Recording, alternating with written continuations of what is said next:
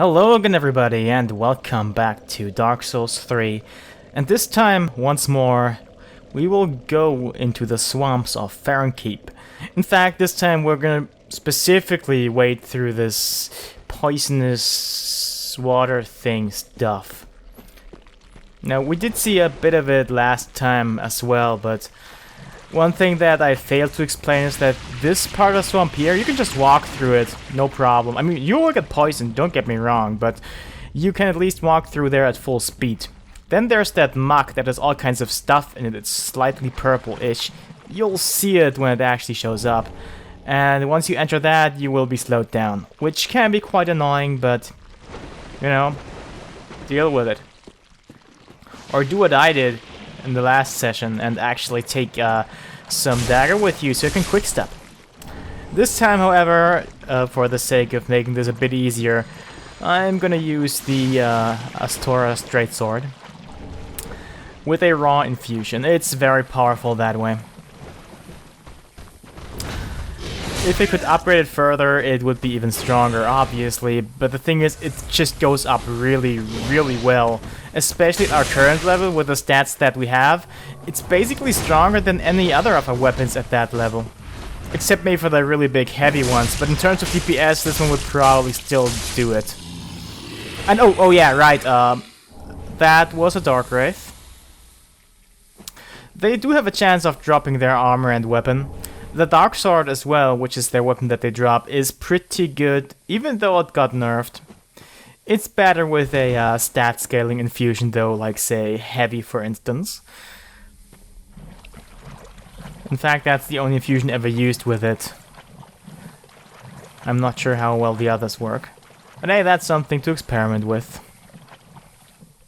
Yeah, we can see these fires here in the distance, but we're not exactly here to actually explore these parts that we've already seen. In fact, up next is, well, that one part I mentioned last time. The one with the three big dudes, the annoying ones. And of course, the wrestling goat.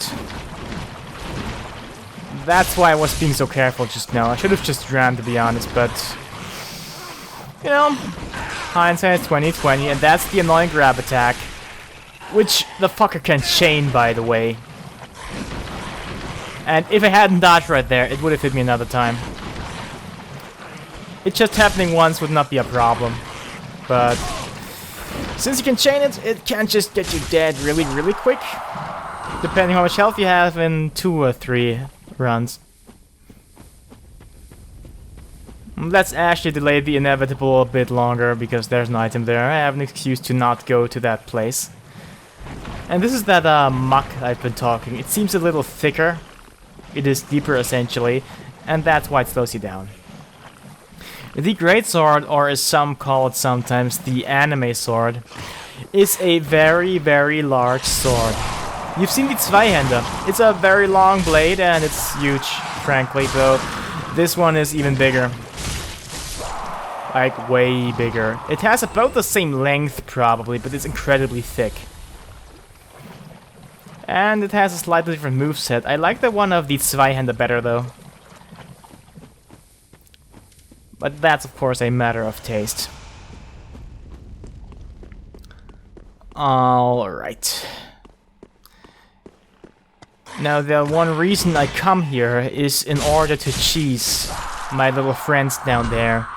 Because I don't really want to fight them up close. Not 3 of them. Oh, and this Wolf's Blood Swordgrass we got here, that's the Covenant item for the Watchdogs of Farron. If we actually invade somebody successfully, we will also get that for every successful invasion. And this is how you deal with those guys if you don't wanna, you know, fight them up close, which is not recommended. That way you can just shoot an arrow and easily dodge the projectiles that they fire at you. It's incredibly tedious, though. So don't do what I did here and bring an unupgraded bow. I think it's unupgraded at this point. But I don't really need to subject you to all of this. It's not quite worth watching. So you get the abridged version, or rather sped up version. And finally, the last one, almost dead.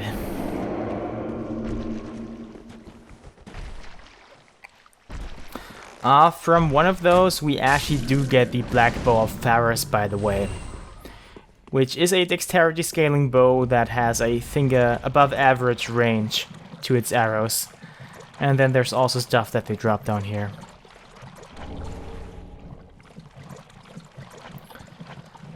And this, of course, is what they guarded. Hardly worth it, if you ask me. But if you really want to infuse a weapon with poison, then I guess this is one of the earliest spots you can actually get a poison gem. Right, up ahead you might see some familiar faces if you play Dark Souls 1. Those are unmistakably those killer mushrooms, which we could find in Darkroot Woods, as well as the Great Hollow. And they hit so hard, they hit like a truck. So, on one hand, I'm glad that I don't have to fight them. On the other hand, they were among the goofiest enemies in the entire Souls series, so I'm also kinda sad to see them go like this. This is just how it goes sometimes. Rest in peace, mushroom guys. One of those actually held the Sage's Scroll, our very first sorcery scroll. Better give that to Orbeck. But that's not all. There's still more secrets hidden in this swamp. Like for instance, this white tree. Remember what happened the last time we saw a white tree? Because I think you should remember.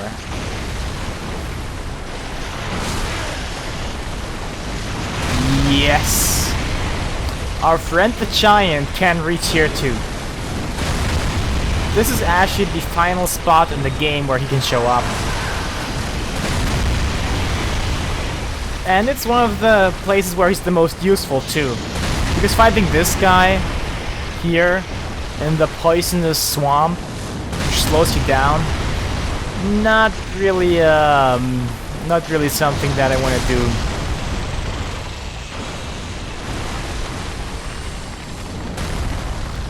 The Lingering Dragon Crest Ring just improves the duration of spell effects.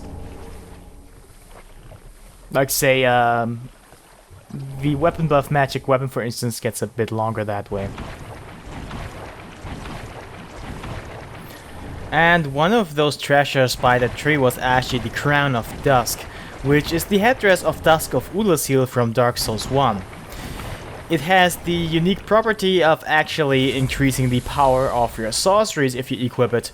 So most people who you see being sorcerers will probably wear this, even though it looks kind of dumb. It's a bit asymmetrical. But you know, some extra damage out of your spells. It's quite good. In addition, you can just use the boost strings for sorcery. And they'll be really good. And look at where we've reached now. We're here at the door. Anyway, I mentioned that the crown uses boost sorceries. The thing is, many people think sorceries are useless unless you boost them to the max, but that's not really true. I will go into it a bit more at a later point in time, but the thing is that sorcery has not been nerfed into the ground in this game compared to the previous ones. It's just been rebalanced because the entire sorcery system has been rebalanced. But again, I'll save that for a later time. Because now we're back at the entrance of Farron Keep. Because the thing is, we now went one way to that door, which leads onwards, and now we're going to go in the other direction. Because there's bound to be something more to find for us. We only saw half of the swamp, essentially. And some might argue that going this way is actually more dangerous than going the other way. They may be right. The thing is that if you go over here, you're into the muck right away. We did get the Iron Flesh Pyromancy though. It'll slow us down considerably, but actually increase our defenses too. And probably give us some actual poise, maybe, I'm not sure. The thing is that poison in this game supposedly does or does not work. But that's something that, you know, Souls fans just like to argue about a lot. And yeah, here we have basilisks. Many people are afraid of them because they can actually curse you, which kills you instantly. But we also did get invaded by the Londor Pale Shade.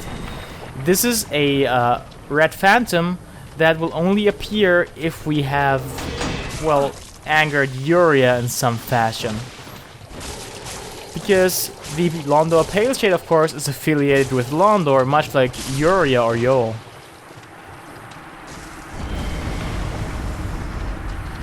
And the secret to fighting those basilisks is to not be too afraid of the fact that they can curse you. Be careful, obviously. If you're in the cloud and the curse builds up really quick, just get out.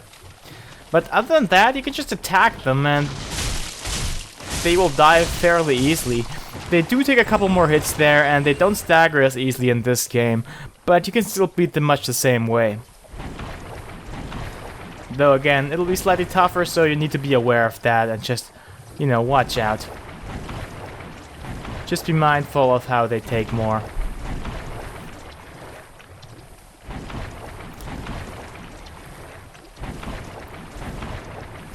Now here it does look like we should be able to cross through here, or many a place in fact, but this game will not be nice to us here. Nope, it just will not.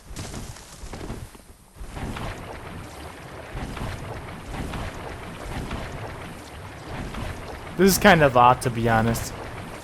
Because you really just ought to be able to do that.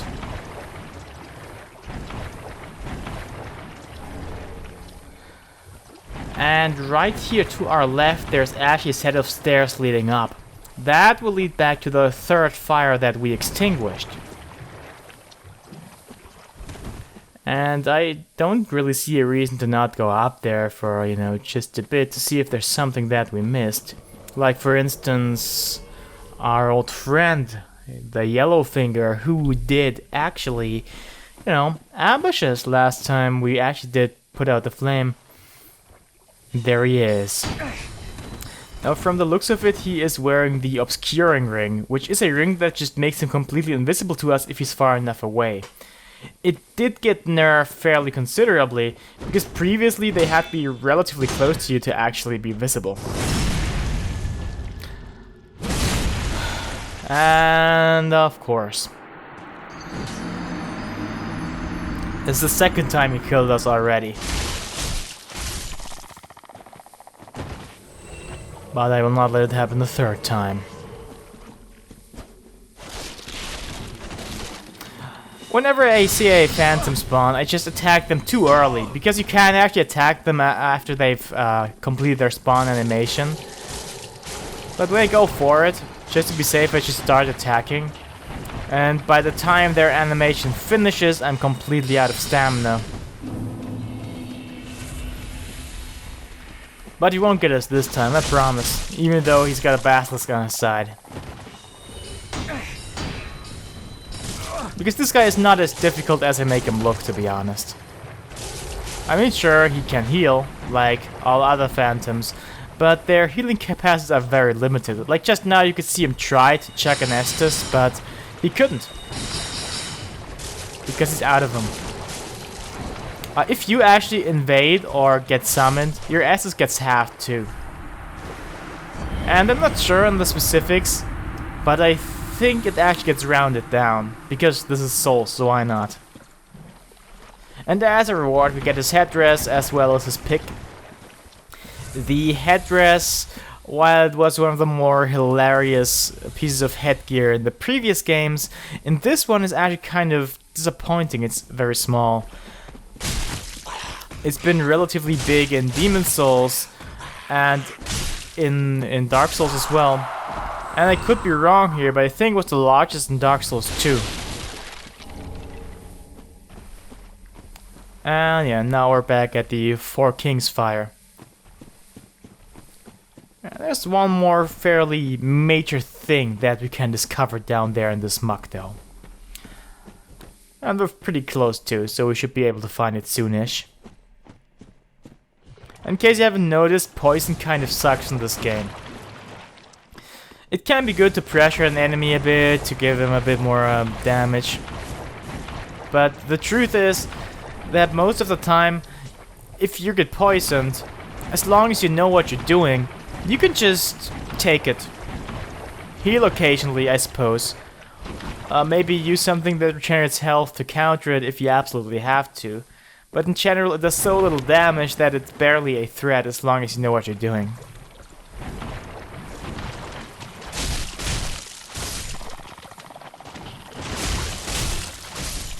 Those should be among the last basilisks. Which again, are not as threatening as many people think. Because I usually see people panicking when they fight him.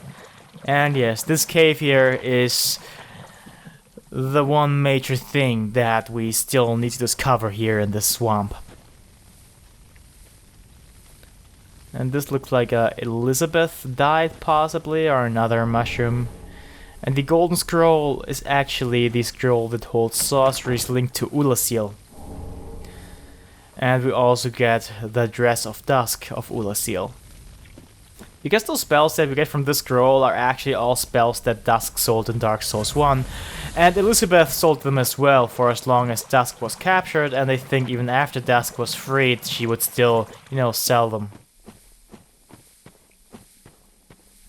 But now all that's left is basically to get back to that door.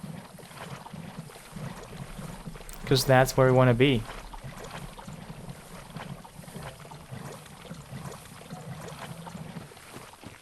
And here we are. I'd say we just came full circle, but the truth is we came 2 half circles. But all of this was, of course, completely optional, so if you don't want any of those items, just don't do this. It's simple as that. The Swamp of Farron is fairly simple if you just go through it the main path. But next time we're actually gonna go through that door and go on to fight the boss of this area. So, see you then.